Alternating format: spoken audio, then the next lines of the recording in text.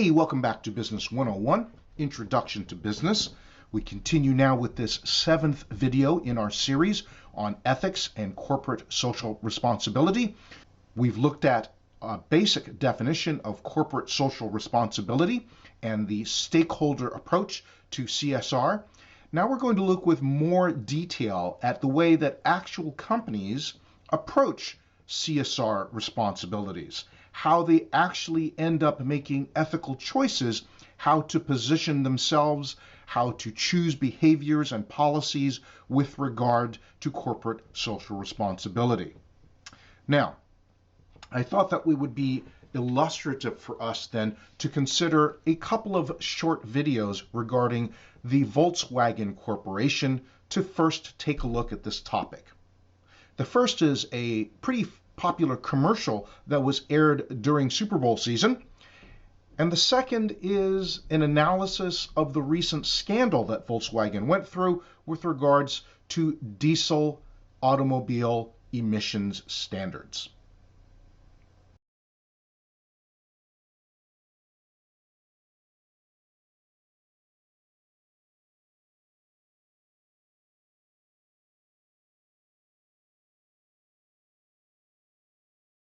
Once the world's top automaker, Volkswagen has fallen to number 2. One reason? The company admits it rigged 11 million vehicles worldwide to cheat on emissions tests. Here's a breakdown of the scandal, blow by blow. A group of scientists at West Virginia University discovered that Volkswagen was using software in its diesel cars to cheat on clean air tests. The software detects when the car is being tested. The engine then runs differently, making emissions seem cleaner than they ordinarily are. They find emissions are up to 40 times higher than legal limits, but the company repeatedly denies the claims to U.S. officials. The U.S. Environmental Protection Agency announces that Volkswagen was manipulating its diesel cars to score better on emissions tests.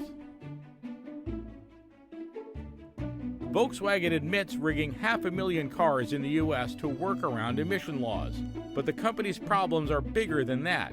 It admits the problem is global in scale, affecting 11 million cars worldwide. Amid calls to fix the affected vehicles, VW halts the sale of diesel cars in the U.S. CEO Martin Winterkorn apologizes and resigns. He's replaced by Matthias Müller, the head of VW's Porsche brand. Meanwhile, Volkswagen is hit by endless lawsuits from customers upset that their cars have lost value because of the software. Volkswagen's German headquarters are raided by police in search of incriminating documents as German prosecutors investigate. Volkswagen says they are cooperating and anyone involved will face the full consequences. Days later, the French and Italian offices are also raided. Plans are announced to start recalling the 8.5 million affected cars across Europe. The company says they will be fixed by the end of 2016. VW cedes its recently won title of world's top automaker to Toyota. Michael Horn, head of Volkswagen in the U.S., testifies to U.S. lawmakers, blaming the scandal on a few engineers. Senior management was not involved, he says. After months of apologizing, VW decides it's time to pay up. The company forks over $500 each to owners of affected cars in the U.S. The gesture cost Volkswagen $250 million, but for some customers, it's no longer enough. They demand a buyback of the rigged vehicles. 9 managers suspected of involvement in the scandal are suspended by the company. Volkswagen says it will set up a fund to compensate owners, tapping mediator Ken Feinberg to decide how much each should get. Another exec is out. This time it's Michael Horn, CEO of Volkswagen Group of America. He resigns. Volkswagen reaches a deal to buy back or fix 500,000 U.S. cars involved in the emissions cheat. The company says the price tag for the crisis is double its original estimate. It sets aside about $18 billion to deal with the cost of the scandal. VW agrees to pay up to $14.7 billion to settle the issue. That's much more than any other automaker has paid for wrongdoing. Most of that money will go to owners of the affected vehicles. In addition to compensation for lost value, Volkswagen will have to either buy back or fix the cars. But this isn't the end of the story. The company still faces civil and criminal investigations. Well, as you can see from those two videos on Volkswagen, there are many different ways that a large corporation can choose to behave and create policy and conduct with regards to corporate social responsibility. Here in the slide from the textbook, you see 4 large categories of approaches the textbook describes, which starts on the left as the obstructionist stance, moves to the defensive stance, can then move to the accommodative stance, and finally on the far right, the proactive stance. And of course, you can see there the legend at the bottom. What we're doing is we're moving from the lowest level of acceptance of any form of social responsibility to the highest level of accepting social responsibility. Let's get some more definitions of these 4 large categories. The obstructionist stance involves doing as little as possible and may involve attempts to deny or cover up violations of social responsibility behaviors. This, of course, would tend to suggest what a description of what Volkswagen was doing with regards to dummying up and falsifying diesel fuel emissions testing in that second video. That might be described as an obstructionist stance, attempts to deny or cover up violations. The defensive stance, on the other hand, has a company meeting only the minimum legal requirements in its commitments to groups and individuals in its social environment and doing no more. All that the company in the defensive stance commits to is meeting all and every minimum legal requirement, doing nothing illegal, but not doing much more than that.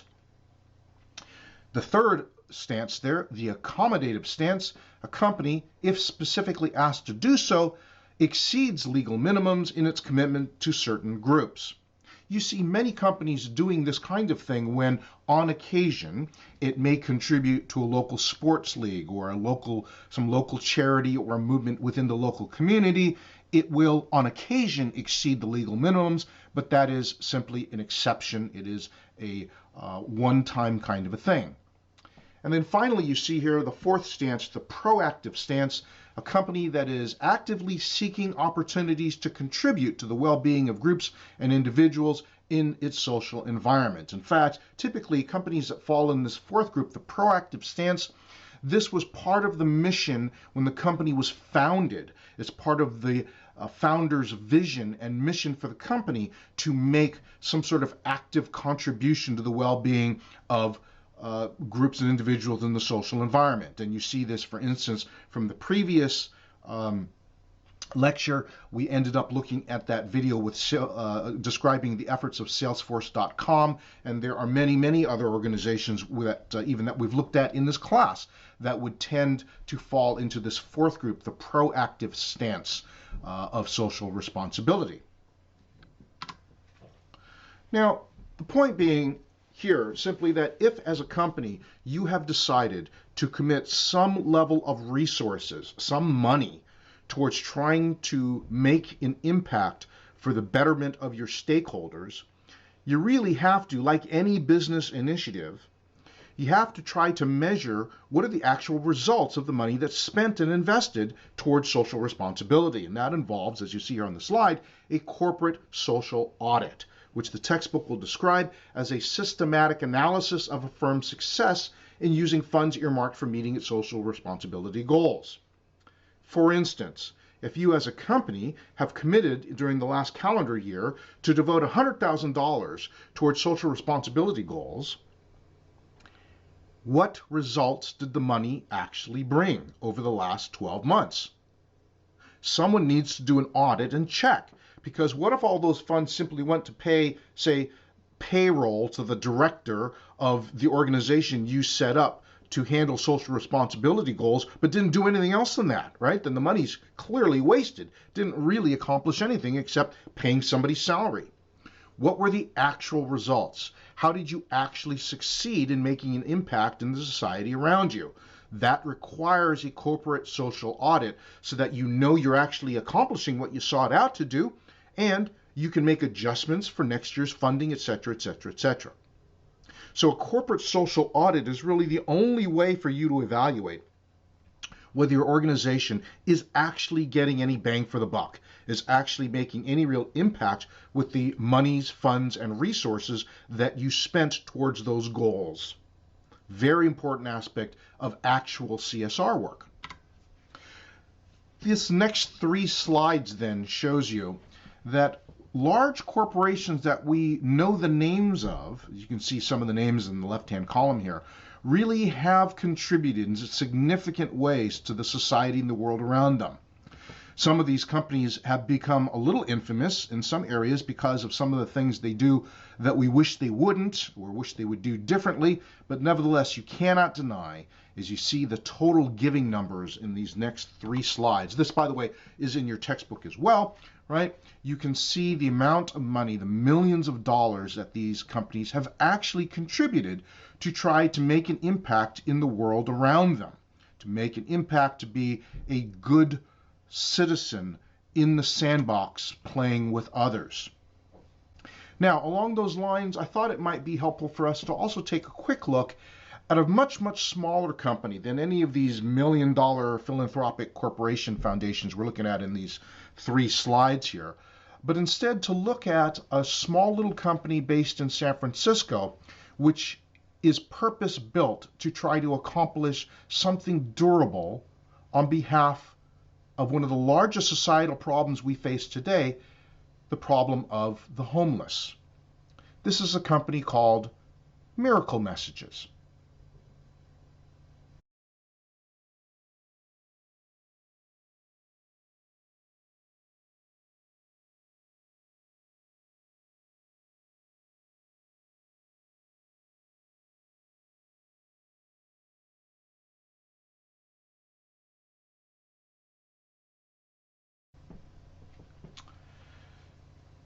Now, I hope that video was helpful to you and encouraging to you as we continue to explore the question, can business be used as a force for good?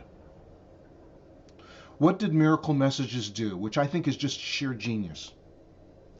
They took simple, lowly technology that, quite frankly, most of us have these days, the lowly smartphone, and saw a way to make a real impact in the life of the homeless in ways that, quite frankly, other methods of trying to deal with the problem of the homeless have simply not really helped. But instead, what do homeless men and women really want and need? They want to be reconnected with the network and the community and the loved ones that they've lost contact with. So what does Miracle Messages do? It asks for volunteers to take your lowly smartphone and simply engage with a homeless person and ask them, hey, is there anyone in your life that you would like to reconnect with? May I have permission to record a 5-minute video of you reaching out to try to make contact to anybody you'd like to try to make contact with? Then, of course, the videos are uploaded to Miracle Messages. Miracle Messages uses social media and all sorts of other means on the internet to try and locate these people to broker a reunion, an online reunion or a phone reunion. And those kinds of things have borne results. Now, well over 50% of those reunions have led to homeless women and homeless men getting off the street. Is that a guarantee that their problems are solved? Of course not. You know, like you saw in that video, right? That man who's been estranged from his son for decades, there's issues there. There's issues that will need to be worked out. And there's no guarantee that they will be. And yet, is there a better solution out there to try and mitigate compassionately the real needs of the homeless? I don't know of one. I applaud their work, and I hope that they are increasingly successful, not only in San Francisco, but in any community where we have this problem of the homeless. in compassionate ways, in real ways, in ways that play well with others in the sandbox of society. Can business be used as a force for good? I am absolutely committed to the notion that yes, business can be. We just have to be creative and imaginative and innovative in discovering and creating ways that we can use business as a force for good. I hope this is encouraging for you. We'll see you in the next lecture.